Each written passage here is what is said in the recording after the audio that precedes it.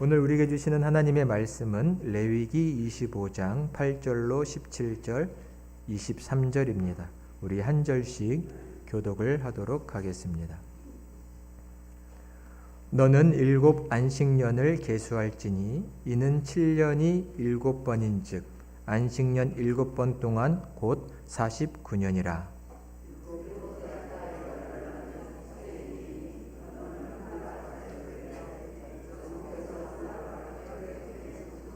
너희는 50년째 해를 거룩하게 하여 그 땅에 있는 모든 주민을 위하여 자유를 공포하라. 이 해는 너희에게 희년이니 너희는 각각 자기의 소유지로 돌아가며 각각 자기의 가족에게로 돌아갈지며.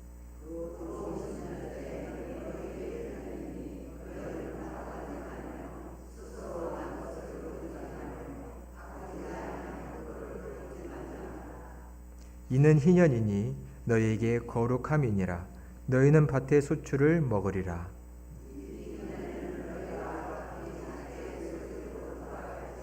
내 이웃에게 팔든지 내 이웃의 손에서 사거든 너희 각 사람은 그의 형제를 속이지 말라.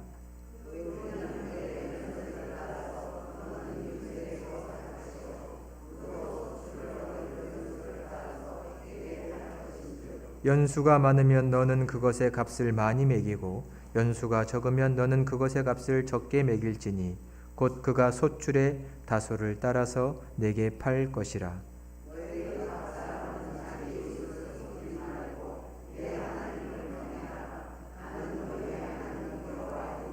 23절 다 같이. 토지를 영구히 팔지 말 것은 토지는 다 내 것임이니라.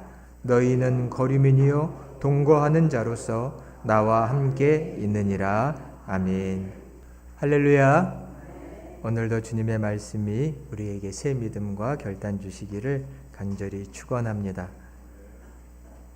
오늘은 지난 주일 안식년에 대한 말씀을 드렸는데 이어서 희년에 대한 말씀을 드리려고 합니다. 우리가 유대인의 율법을 공부하는 것은 아니지만 구약 성경을 이해하기 위해서는 율법에 나타난 하나님의 뜻과 하나님의 정신을 알아야 하는데 그 중에서 단연코 율법의 핵심은 안식일, 안식년 그리고 희년이라고 말할 수 있습니다. 희년에 대해서는 잘 모르는 분들이 많으실 거라고 생각됩니다. 교회에서 자세히 배워본 적이 없으실 수도 있습니다. 주로 우리는 우리의 믿음과 은혜, 개인의 구원, 또 개인의 삶과 관련된 많은 메시지를 들었지만 상대적으로 성경적인 세계관, 경제관, 사회 구조 이런 것들에 대해서는 강단에서나 또 성경 공부 시간에 배운 적이 적으실 수 있습니다. 하지만 성경은 결코 한 개인의 구원만을 가르치지 않고 오히려 하나님 나라 그리고 그 백성의 삶의 형식, 그 방식을 강조해서 가르치고 특별히 지난 시간에 이어서 말씀드리면 출애굽 백성들, 해방되고 자유를 얻은 그 백성들의 삶의 방식에 있어서 이 희년은 가장 최고봉의 자리에 있다고 할 수 있습니다. 지난 주일에 신명기 15장을 통해서 안식년, 7째 해는 쉬라. 근데 그 중에 한 가지를 즉 면제년이라는 것으로 말씀드렸죠. 사람들이 서로 간에 빚을 질 수 있습니다. 근데 그 빚 때문에 누군가가 누군가의 종이 되어야 한다면 그것은 하나님이 원하시는 것이 아니지요. 그래서 하나님께서는 이스라엘 백성들을 출애굽시키셔서 다시는 종이 없는 세상을 살아가라. 그런 사회를 만들라라고 하셨습니다. 모세의 오경과 기타 선지서들을 보면 하나님께서는 자주 너희가 이집트에서 애굽에서 종살이했던 것을 기억해라. 이 말은 단순히 과거를 회상하라는 것이 아니라 종이 없는 사회를 만들기 위해서 늘 노력해야 한다는 것을 말씀하시는 것이죠. 지난 주일에 그래서 안식년에는 특별히 서로의 빚을 탕감해 줘라. 가난이 고착화되지 않도록, 가난으로 누군가가 종이 되지 않도록 하라는 하나님의 법도였습니다. 그리고 오늘 여러분과 함께 희년에 대해서 말씀을 나누려고 합니다. 사실 이 희년에 대해서는 매우 조금밖에 서론적인 얘기만 드릴 수 있음에 조금 아쉽습니다만, 그래도 오늘의 얘기를 잘 들어봐 주시기 바랍니다. 안식년 7년에 한 번씩 찾아옵니다. 희년이란 7년이 7번 반복되고 그 다음 해인 50년째 해를 희년이라고 말합니다. 우리 오늘 본문 10절의 말씀을 같이 한번 봉독해 보겠습니다. 10절입니다. 너희는 50년째 해를 거룩하게 하여 그 땅에 있는 모든 주민을 위하여 자유를 공포하라. 이 해는 너희에게 희년이니 너희는 각각 자기의 소유지로 돌아가며 각각 자기의 가족에게로 돌아갈지며. 아멘. 10절에 보니 안식년이 7번 지나고 그 다음에 50년째 해에 희년이다 라고 말씀합니다. 희년이라고 우리 한국말로 번역한 것은 기쁠 희자에 해년자를 써서 기쁨의 해라는 뜻입니다. 왜 기쁠까요? 10절의 말씀에 보면 자유를 공포하는 때입니다. 자유를 선언하는 때입니다. 종들이요, 종에서 해방됩니다. 이제 종살이 안 해도 됩니다. 땅을 잃어버렸던 사람들이 내 땅을 다시 되찾습니다. 가족이 뿔뿔이 흩어져서 살 수밖에 없었습니다. 가난의 문제로 내 자녀를 종으로 팔았고요. 그런데 다시금 모여서 살 수 있습니다. 자유의 선포, 50년째마다 자유를 선포하고 땅을 회복하고 모여서 살아라. 그러니 기쁨의 해입니다. 히브리 말로는 요벨이라고 했는데 이 요벨은 뿔나팔 이런 뜻입니다. 즉 나팔을 불어서 그 땅에 자유가 다시금 선포되는 해라는 것이죠. 이 희년은 사회와 경제적인 해방의 의미를 강하게 담고 있습니다. 지난 주일날 안식년에서 빚을 탕감해줘라 라는 얘기를 제가 중요하게 드렸다면, 오늘 희년에서 중요한 이야기는 땅의 문제입니다. 땅. 10절 말씀에 보면 돌아가라 라는 말이 2번 나옵니다. 너희는 너희의 소유지로 돌아가고 가족에게로 돌아가라. 하나님이 명령을 하십니다. 그러면 좋겠다가 아닙니다. 이것은 법입니다. 법도. 원래의 자리로, 원래의 땅으로, 원래의 삶으로 돌아가라. 인생 살다 보면 삶이 무너집니다. 내가 가지고 있던 땅도 집도 다 잃어버리고 심지어는 빼앗기기도 합니다. 행복했던 가정의 삶이 쪼개지고 흩어지기도 합니다. 원하지 않았습니다. 하지만 삶을 무너져 내릴 때가 있죠. 하나님은 50년 희년을 정해놓고 그때마다 너희의 삶을 다시금 세우고 무너진 삶을 회복할 수 있는 기회를 다시금 가지라 라는 말씀입니다. 그 핵심 개념은 땅에 있습니다. 땅을 회복하는 것. 땅을 회복하는 것. 고대 이스라엘에게 땅은 단순히 내가 가지고 있는 재산의 하나가 아닙니다. 삶의 터전이고요. 우리의 생명의 기반이 됩니다. 또한 땅은요, 이스라엘 백성들에게는 하나님과 이스라엘 백성 사이의 정체성을 말해주는 것이 땅이기도 합니다. 그들은 그의 터전에서 가족과 함께 미래를 꿈꾸기도 합니다. 근데요, 이 땅이 누군가에게 팔리고 누군가에게 빼앗기고 내 땅이 없어지는 일이 삶에서는 이루어지게 되어 있습니다. 어쩌다 보니 너무나 가난하고 먹을 게 없어서 내 땅을 주고 돈을 받습니다. 땅을 판 거죠. 이런 일은 인생사에서 있을 수 있는 일입니다. 누군가는 땅을 팔았고 누군가는 땅을 샀습니다. 그럼 이 땅은 내 땅이죠? 우리는 당연히 그렇게 생각을 합니다. 그러나 이 율법과 희년의 법에서 땅은 내 땅을 저 사람에게 팔아 저 사람의 땅이 되었다, 이런 소유권의 개념이 아닙니다. 땅은 언제나 사용권의 개념입니다. 그 땅을 내가 얼마간 사용할 수 있는 권리의 개념이죠. 우리 15절과 16절의 말씀을 같이 한번 봉독해 보겠습니다. 15절, 16절입니다.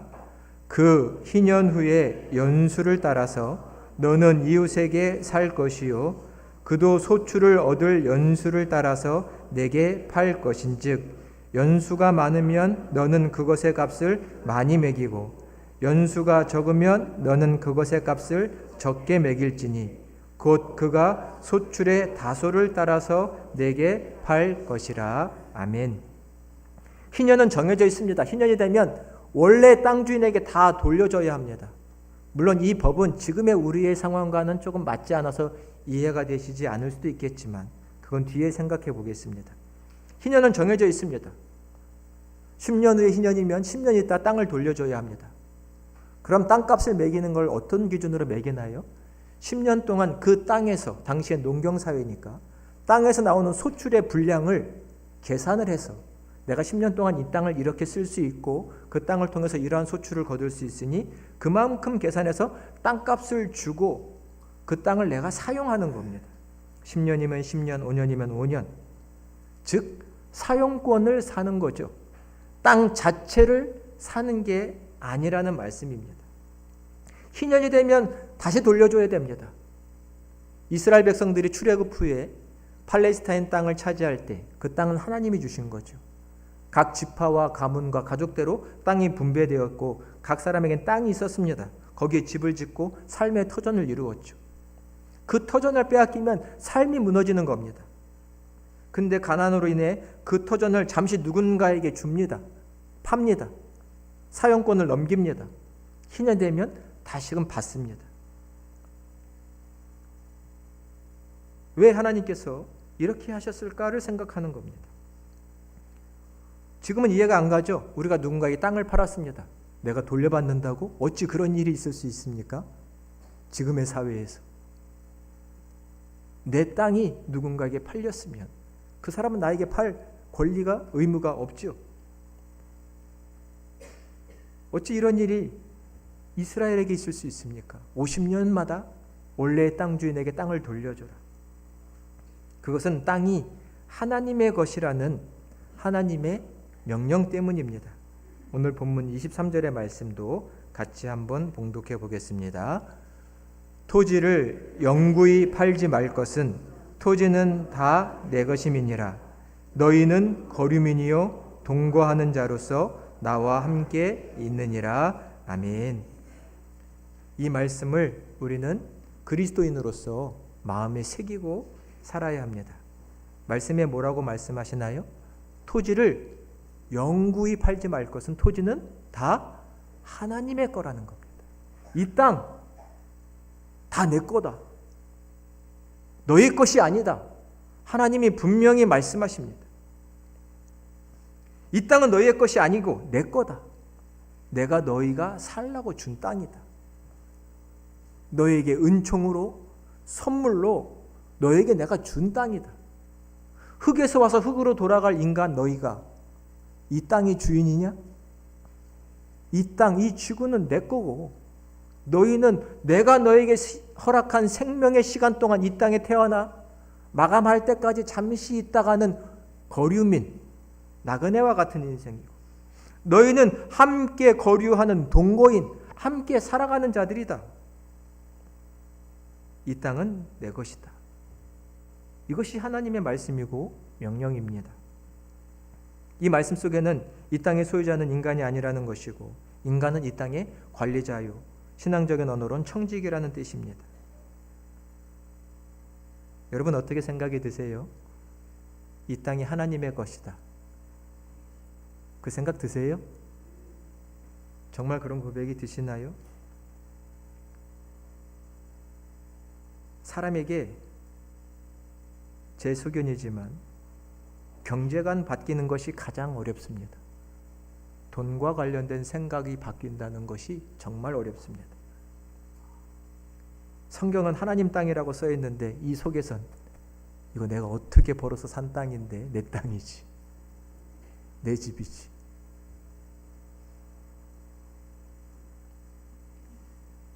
미국의 유명한 신학자 월터 브루그만은 이런 말을 했습니다.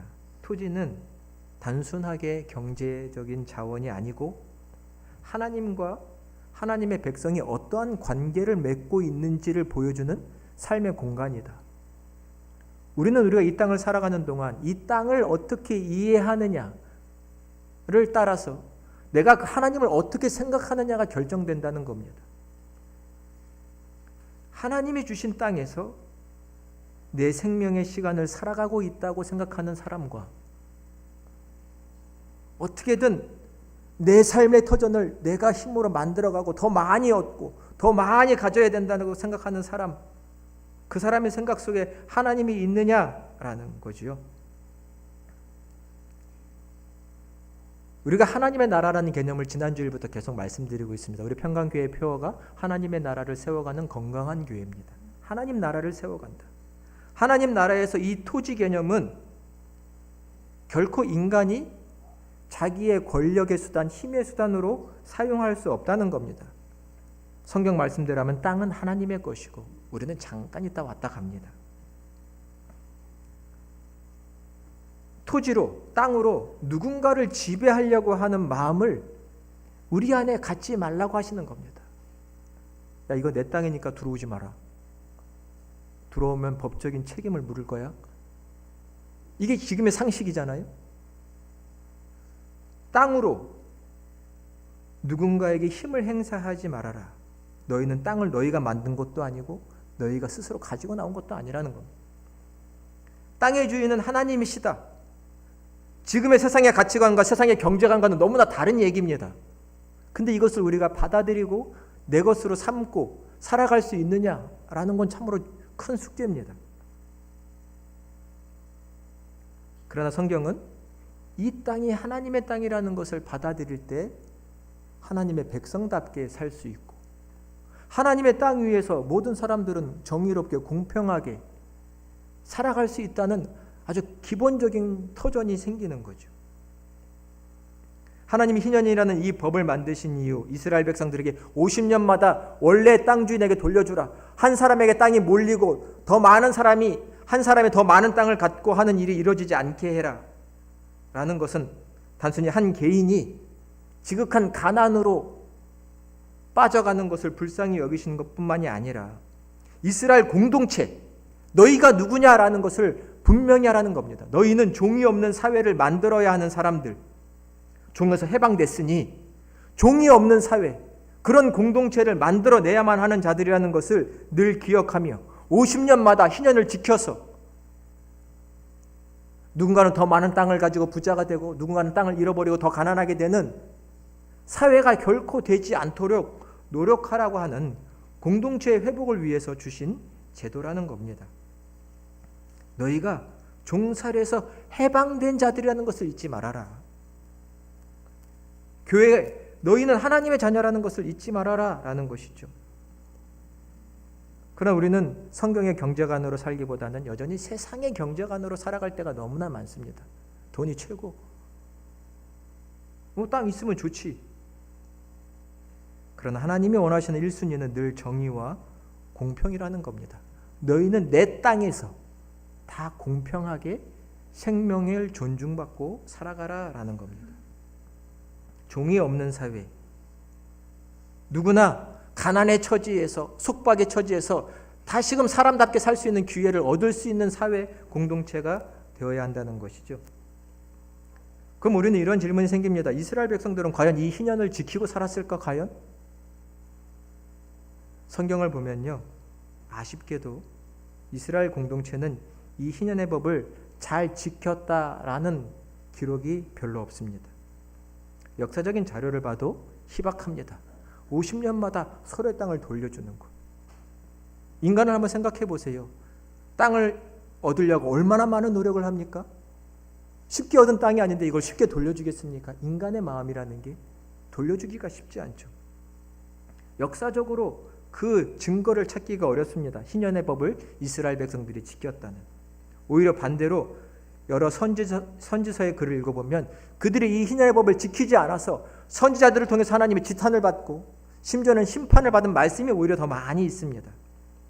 우리 이사야 5장 8절의 말씀을 자막을 통해서 함께 봉독해 보겠습니다. 이사야 5장 8절의 말씀입니다. 가옥에 가옥을 이으며 전토에 전토를 더하여 빈틈이 없도록 하고 이 땅 가운데에서 홀로 거주하려 하는 자들은 화 있을진저. 아멘. 이 말씀 그리 어렵지 않습니다. 이사야가 하나님의 메시지를 전합니다. 너희 부자들, 전토가 있는데 또 그 옆에는 땅을 사고 또 땅을 사서 자기 땅을 넓히려고 하는 사람들아, 그 안에 집을 이어서 지어서 더 큰 집을 지으려고 하는 사람들아, 그리고 거기서 혼자 살려고 하는 인간들아, 너에게 화가 있을 거다. 그 넓은 땅을 자기의 재산으로 다 쌓아놓고 자기만 편하게 살겠다고 생각하는 사람들, 너희가 이스라엘 백성들이 출애굽한 종살에 해방된 그 하나님을 잊고 살아가는 것 아니냐라는 거죠. 그리고 하나님의 화 있을진저 심판의 말씀이 임합니다. 미가서 2장 2절에도 그들의 밭들을 탐하여 빼앗는 사람들을 경고하십니다. 심지어는 강탈을 합니다. 남의 땅과 밭을.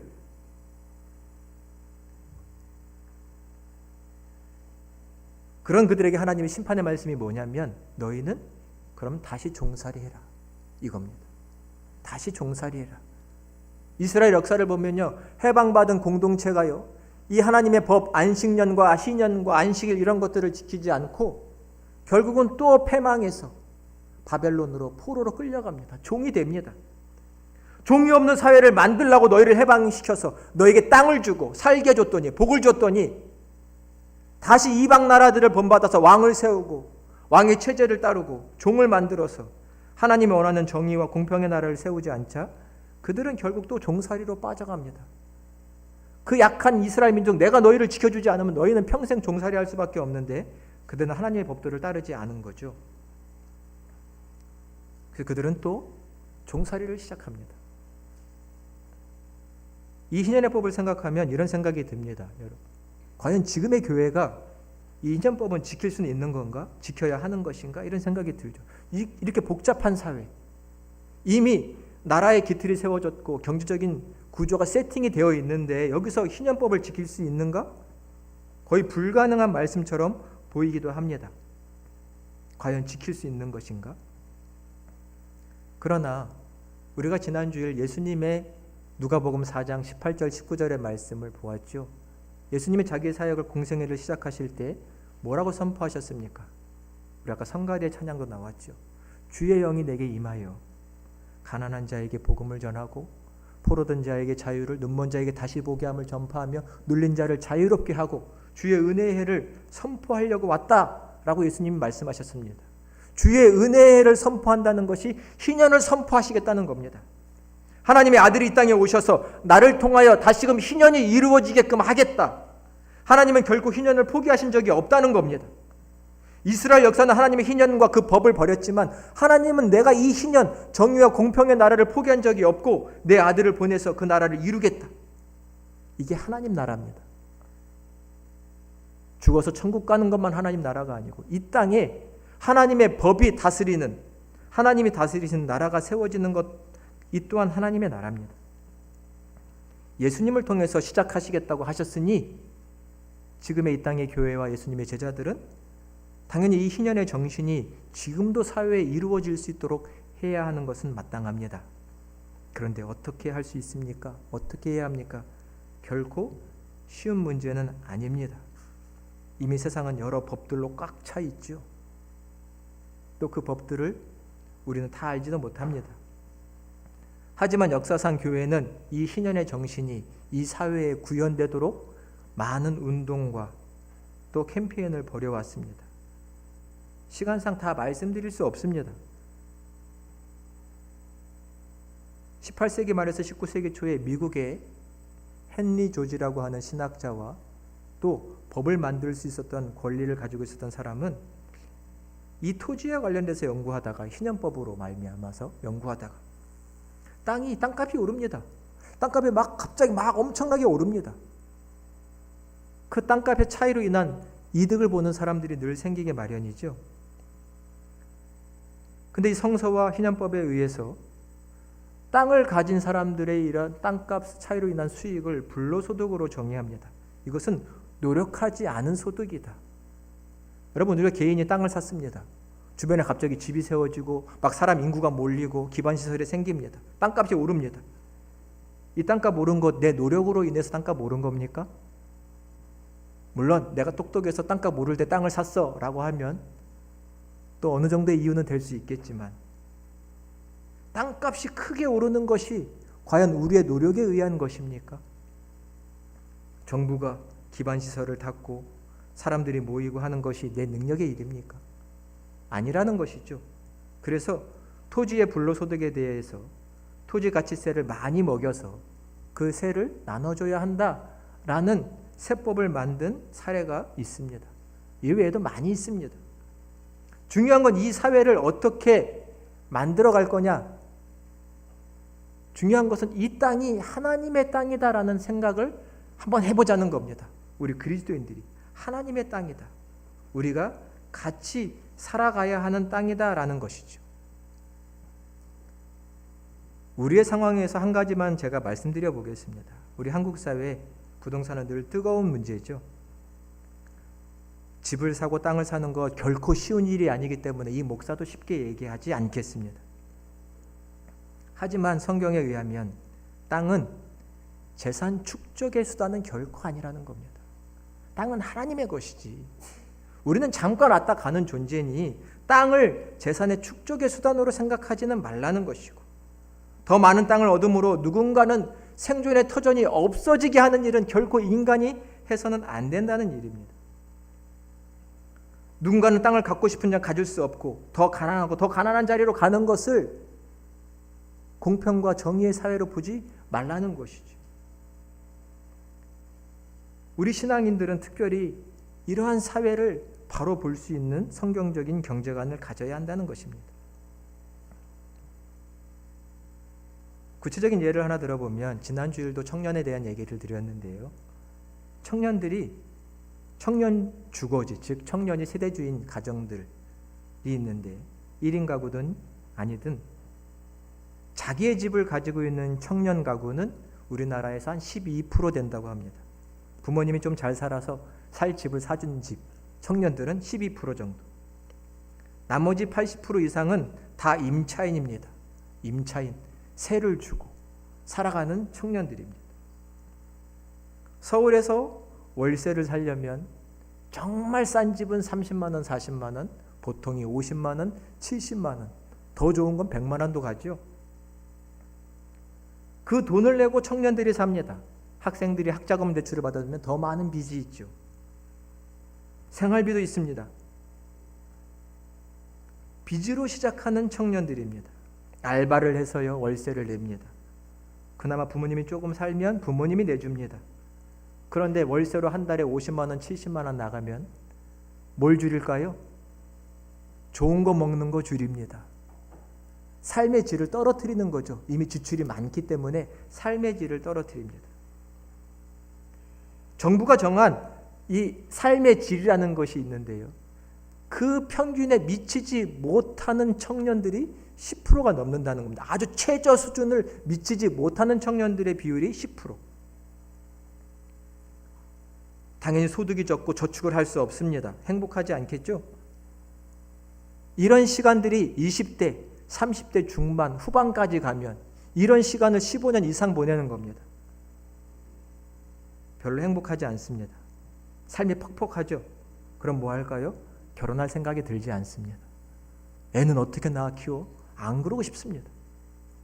이게 지금 딱 한국의 현실입니다. 젊어서 고생을 사서도 하지, 그런 말은 이제 하시면 안 되는 시대입니다. 젊은이들이 너무나 많은 빚과 지출로 자기의 삶을 세워나가기가 쉽지 않은 상황에 있습니다. 자기들이 편하게 살아갈 땅이 없다고 말할 수도 있을까요? 물론 젊어서 무슨 땅을 사, 이런 개념이 아닙니다. 지금 사회가 쉽게 살아가기 어렵다는 겁니다. 청년을 위한 많은 임대주택이 필요하고 질 높은 주거 환경을 만들 정책이 필요합니다. 시간이 별로 없어서 할 말을 다 못하겠는데 우리 교회가 성산공동체라는 걸 하고 있죠. 얼마 전까지도 목사님 그거 뭐 하는 거예요? 저한테 물어보신 분들이 있었어요. 부교역자가 구해지지 않고 사택이 비어 있어서 그곳을 지역에 있는 청년들이 살 수 있는 공간으로 내준 겁니다. 물론 공짜가 아닙니다. 하지만 조금 더 경제적으로 도움을 줄 수 있게끔 싸게 합니다. 왜 이런 사역을 할까요? 이 땅이 하나님의 것이기 때문입니다. 교회 땅이어도 하나님의 것이기 때문이고 누구나 함께 나눌 수 있기 원하기 때문입니다. 하나님 나라 작게 실천해 보는 겁니다. 아주 작게. 그리고 뭔가를 더 해야 합니다. 왜냐하면 우리가 예수님을 따르는 교회 공동체이기 때문입니다. 하나님 나라를 이루기 위해서 우리는 지금 해야 할 것을 계속 해나가야 합니다. 하나님의 땅이라는 이 가장 기본적인 신앙관 속에서 하나님 나라를 이 세상에 어떻게 드러내 보여줄 수 있을까를 해야 되는 것이죠. 우리가 구원받은 자들입니까? 그것은 우리에게 하나님의 자녀로서의 자유가 있다는 것이고 정의와 공평을 세워갈 수 있는 힘이 있다는 것이고 우리는 그것을 이루어야 한다는 것이지요. 이런 교회 공동체를 만들어가야 할 것입니다. 이런 사회 속에서만 누구도 종이 되지 않습니다. 반대로 공평과 정의가 없는 사회 속에선 나도 언젠간 누군가의 종이 될 수 있고 가난의 나락으로 떨어져서 회복되지 못할 수도 있는 겁니다. 그래서 교회 공동체는 정의와 공평의 세상을 만드는 일에 앞장서야 하고 그것은 단순한 이상이 아니라 구체적인 현실로 나타나야 하는 것이죠. 그런 하나님 나라 운동을 벌여가는 일에 우리 평강교회가 하나님께 귀히 쓰임받기를 간절히 소망합니다. 우리가 함께 기도하고 힘을 모으면 이 하나님 나라가 이루어질 줄로 믿습니다. 이런 일에 쓰임받으시는 저와 여러분이 다 되시기를 그리스도의 이름으로 간절히 축원드립니다. 기도하겠습니다.